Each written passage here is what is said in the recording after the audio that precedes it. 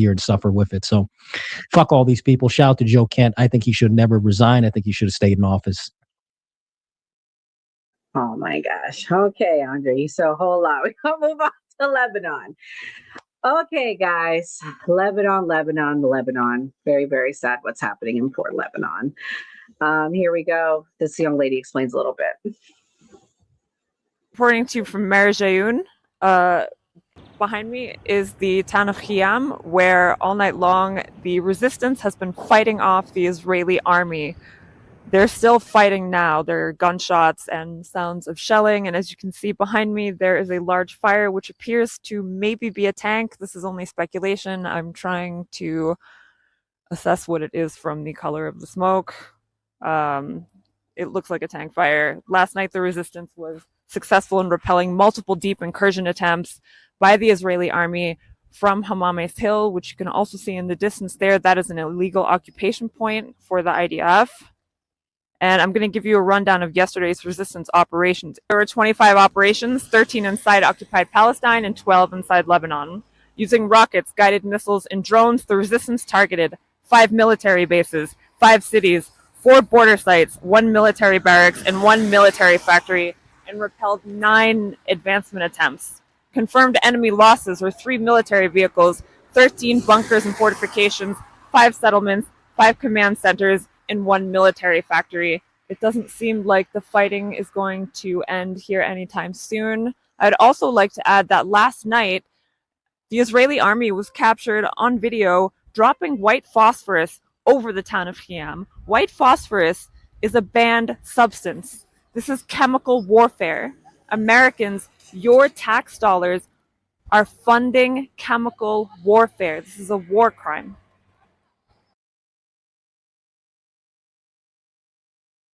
So I don't know how true this is, what she's saying. Mia, I know you research a lot of stuff. Have you been keeping up with what's going on in Lebanon? What's your thoughts?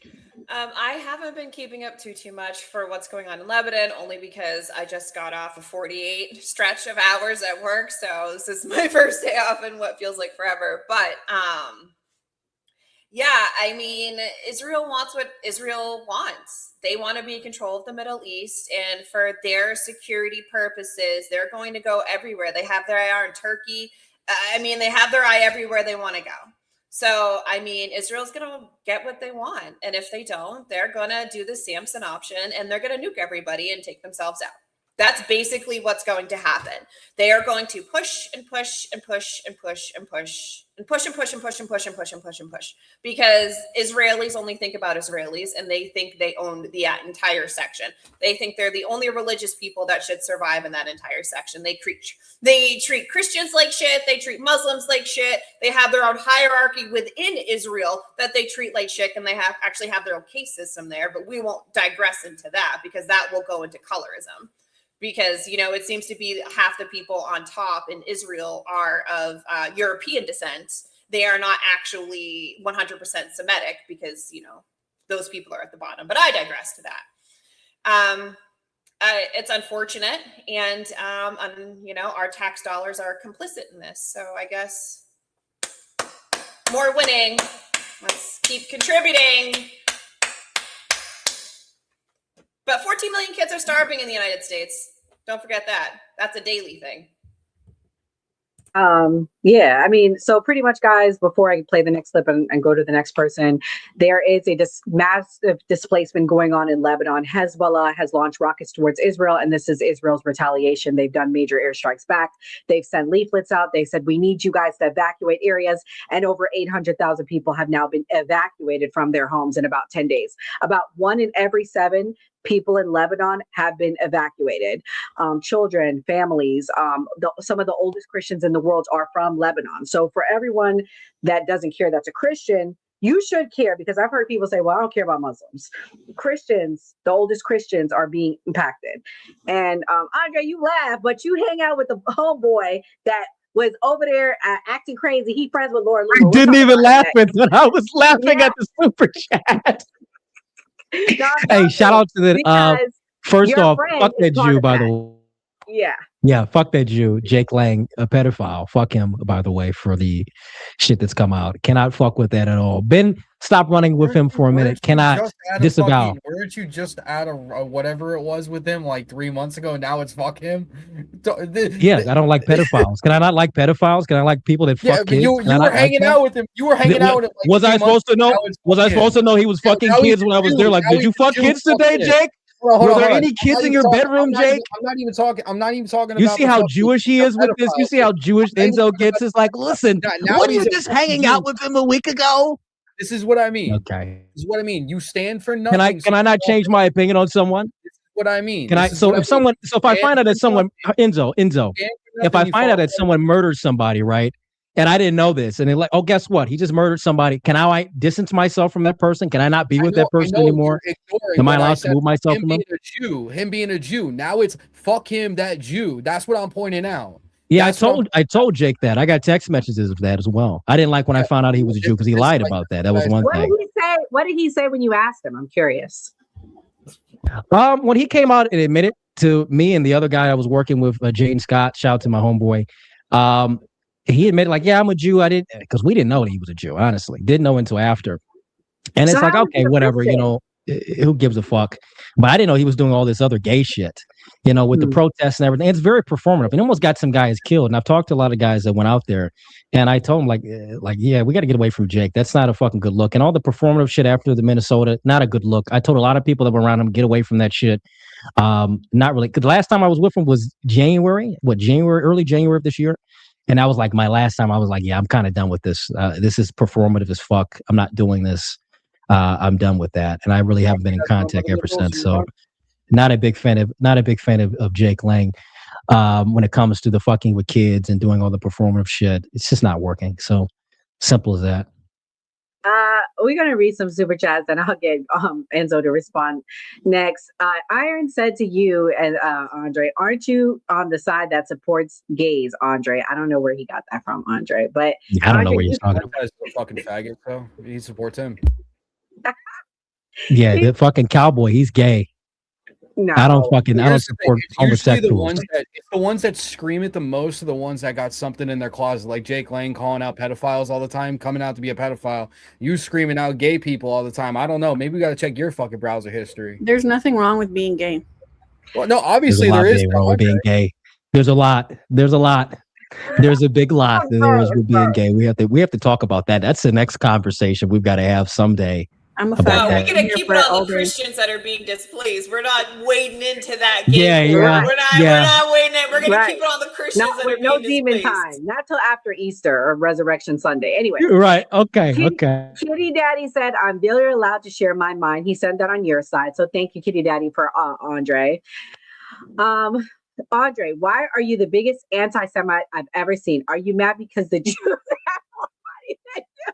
That was funny. Hey, probably a Jew mad. Like, are you mad that we've got more money than you, Goy? It's like, I don't give a fuck, Heap. I don't really care.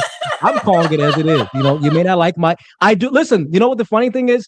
When I talk about niggas, all the Jews love me. They like, oh, great, he's talking about the nigga problem. But the moment I start talking about them, it's like, no, you're an anti-Semite. You're a nigga. I can't stand you. They're in my comments and my DMs. You nigga, we don't like you anymore. And it's like, okay, all right, I see where it is. You love it when I play ball for you, but the moment I put the sights on you, it's a problem. And Kitty Daddy sent another one for you, Andre. He says, is it too racist to say Iranians are Aryan? Andre, that would be a question for you and maybe Kim, because you guys were talking about race earlier. No, it's not racist at all. I don't know why you would say it's racist, but I don't think Iranians are Aryan. I don't think they're Aryan. Persians are not. Persian. No, there's a lot of history genetically that would align them. It's not even that. It's the leader that was around during the 40s was very aligned with the Nazi Party and Hitler at that time. That's what they're. That's true. That's true. All right, guys, we're gonna switch gears. Not switch gears. We'll stay on the same topic, but stick to the topic. Enzo, this clip I'll have you react to. This is about Al Qaeda and saying what they said recently. News: Al Qaeda has announced they will be joining the war in the coming days, and they're going to be helping. Guess who? Israel. They are backing Israel in this conflict. What does that tell you about Al Qaeda and who they really work for? It's something I've known, I think we all have known for a long time, but this kind of really confirms it. Al-Qaeda, a Sunni group, is coming to fight Shiites for Israel, even though Israel has killed almost 100,000 Sunnis in Palestine these past couple of years. And they're coming to Lebanon to fight a militia group that helped those same Sunnis in Palestine. As expected, right? Doesn't this information make you wonder who's really behind 9/11? Anyway, back to Lebanon. Hezbollah yesterday launched a missile with pinpoint accuracy and took out a satellite station in Israel that was used for communication and espionage. At the border, the southern border, Hezbollah has so far resisted Israel trying to come into southern Lebanon. Israeli troops are still inside Lebanon in forward positions, but not advancing deep. The BBC reported today that Hezbollah missiles are reaching Tel Aviv without the sirens going off. Israel is getting hit from all kinds of directions. In Iraq, the resistance there said they are ready to advance to Syria to protect Lebanon if Syria's president decides to get involved in this war and help out Israel. Iran said they're also ready for airstrikes for the same reasons. Just yesterday, Jolani announced his support for the Lebanese government to disarm Hezbollah. I guess he forgot the whooping he received from Hezbollah over a decade ago in Syria. I think he's ready for another one. Today, Israel is still bombing South Beirut and southern Lebanon. So far, they've killed 486, and the casualties from today are in the double digits. We don't have an exact number yet. Stay tuned for more updates. Enzo, what's your thoughts about what he said about Al-Qaeda stepping in to assist Israel? Does it show that they've been funded and paid by Israel? Is there a connection? Because that's what a lot of people say, that through proxy groups, they fund a lot of these terrorist groups and in turn create destabilization in these Middle Eastern countries. Is it true? Is it a lie? What's your thoughts? The enemy of my enemy is my friend. They're going to take out a common enemy, which is Hezbollah, which is backed by Iran. That's what they're going to do. And then they're going to fight it out themselves in the end for control. I'm not going to sit here and say that Israel's paid by Al-Qaeda, or Al-Qaeda is paid by Israel for anything connected to 9/11. Alliances change all the time. There's plenty of enemies that used to be the United States that now are our friends, that are friends of ours that are now our enemies. Same thing with groups that we used to fund. Shit, Iran-Contra. We used to help out the fucking Iranians back in the day. Now they hate us. Things change. Timelines change. It's been nearly 20-something years since 9/11. So I'm not going to sit here and say just because now they're helping out fight Hezbollah, that means in 2001, Israel's behind 9/11 with the secret bombs that were placed in the building and all this dumb shit that everybody just keeps throwing out of the woodworks to see what sticks when there's no verifiable proof behind any of it. Trust me, I got questions about 9/11, but none of them will lead to Israel or the Jews. The stupidest shit. Just low IQ takes for everything on that. That's all I'm going to say. I would love for somebody to bring me any type of verifiable proof on any of that. Any plausible truth. I can't. Oh, man. What's so funny, Steve Urkel? Bring it Sunday, Andre. Bring it Sunday, because we doing part 2 of the debate. It's gonna be Enzo and Mitty's piece versus Andre. We got some surprises coming. It's gonna be a good debate. So please show up for the debate. And Andre, you can bring the facts that night, okay? Because I'm not trying to have that 1,000%. Yes, bring that. He's never brought a fact in his entire life, so I mean that's gonna be hard for him. I like how Enzo liked me before, but now because I'm not pro-Jew. No, I never liked you. I never. Hold on, I'm gonna be real with you. I tolerated you. I never liked you. I thought you were. There we go. So he was being fake the entire time. No, I wasn't fake. He's being fake from the entire time. I was cordial. Now you're straight up. No. I was cordial. I was cordial for the podcast purposes. Okay. Why didn't you keep the same energy when you first met me? I like people that keep the same energy when they meet me. And I did keep the same energy. I was as real as it was. Sunday. Y'all still if I were, I got respect. I got no respect for hateful people, and I'm gonna let you hear it. He's gonna jump out some. Let me just stop. He's gonna jump out some. Didn't do anything to anybody. All right, Lebanon hasn't hurt anybody. The only thing you could possibly say about Lebanon is that internally they have a militia movement. It's not the Lebanese government. It's not Lebanon as a people. There is a militia inside Lebanon called Hezbollah that does not allow Israel to take over Lebanon. And that's their purpose, and that's what they do, and that's what they've always done. What is the justification? I mean, any of the justifications, I don't think they're valid, but any of the ones that are applied to Iran, they certainly don't apply to Lebanon. What Israel did to Gaza wasn't, a valid response to October 7th, but at least there was October 7th. At least there was some sort of inciting incident. What is the inciting incident with Lebanon? They just exist. They just happen to live there where they have lived for 5,000 years. I mean, what is the danger they pose? What is the threat? Are they getting nuclear weapons? Do they have a ballistic missile program that we have to defend against? Did they storm into Israel and kill 1,000 people and take 100 hostages? No. So they just live next to Israel. So therefore, they should all be murdered. They should all be turned to dust. They made the bad decision of being born where Israel wants to be. So now they have to suffer the consequences from it.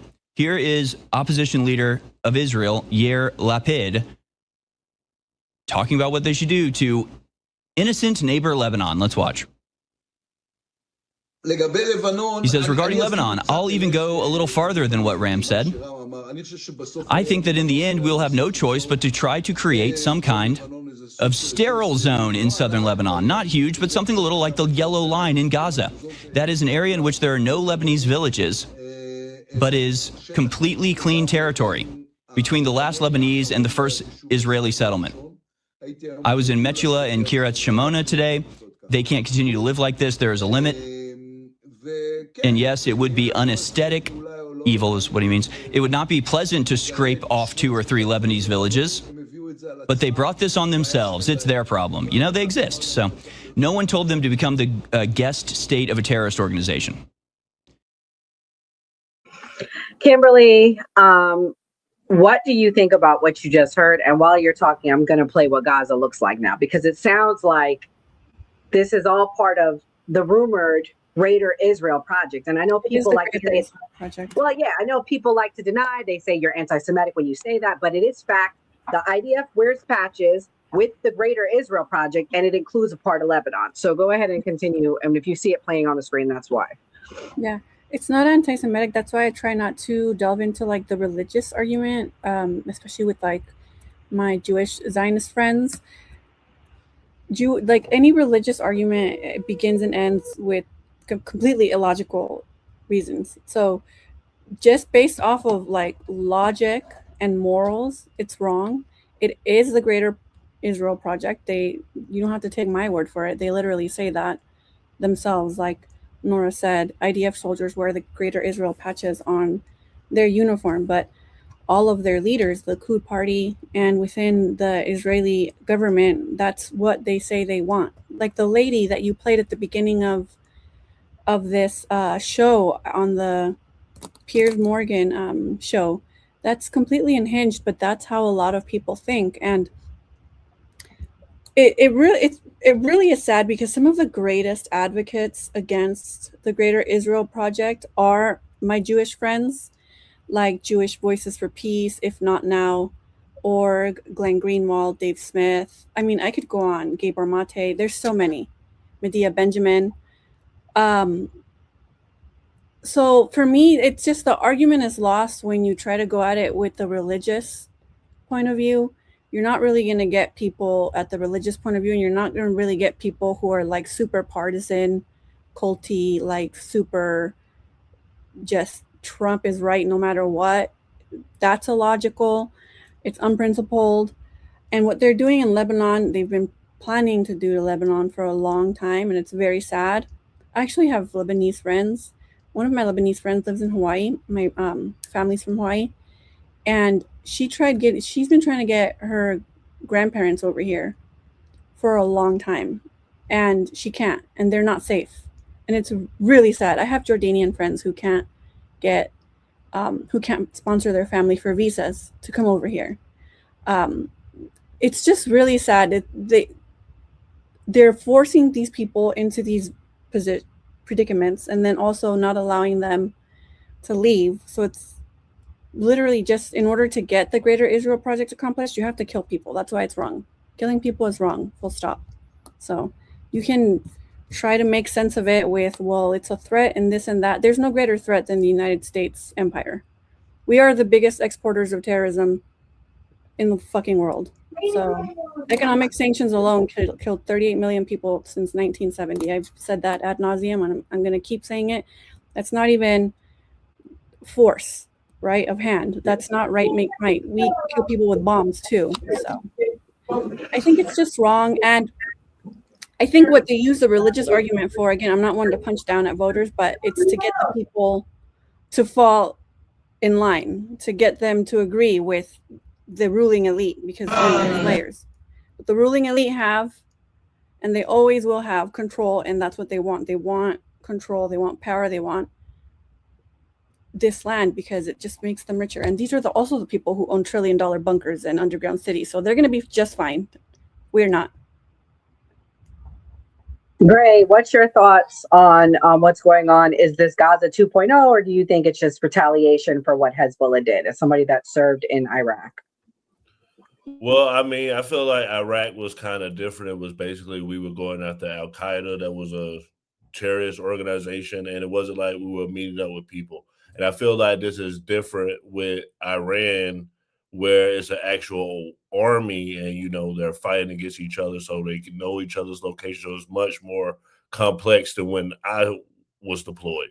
So what I'm looking at is a humanitarian crisis from what you're saying, because you're saying these people got displaced and that they're homeless. So that's what I'm looking at as far as what war is causing and people having to move.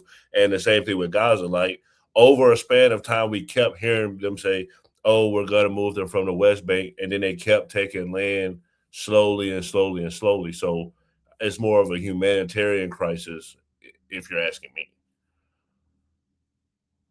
Okay, guys, before we move on, we're going to read some super chats. Iron said, Andre, if it wasn't for cowboys, you wouldn't have beef because your A wouldn't work cattle. Oh, so he's saying you better appreciate him, which we do appreciate our cowboys. You wouldn't have beef. Do you like beef, Andre? That's what he's saying. You better appreciate him because he's helping get the beef. Do like the beef. I do like the beef, but nigga, you're damn right I would be working cattle. I'm a house nigga. We gonna be in the house, nigga. I'm gonna get some plates. The fuck is you talking about? Nah, fuck that. I would have been running away. Fuck that shit. I really don't care. You know, let him have his fun. A good thing he's donating to you guys. Let him talk his shit. I'm just kind of gonna ignore the shit for now. And Andre, this is a fan of yours, Kitty Daddy. Thank you, Kitty Daddy. He said left and right truce for like 2 years. I think he said that when you were talking, Kim. We have one enemy. So he said he'll unite with you, Kim, for 2 years.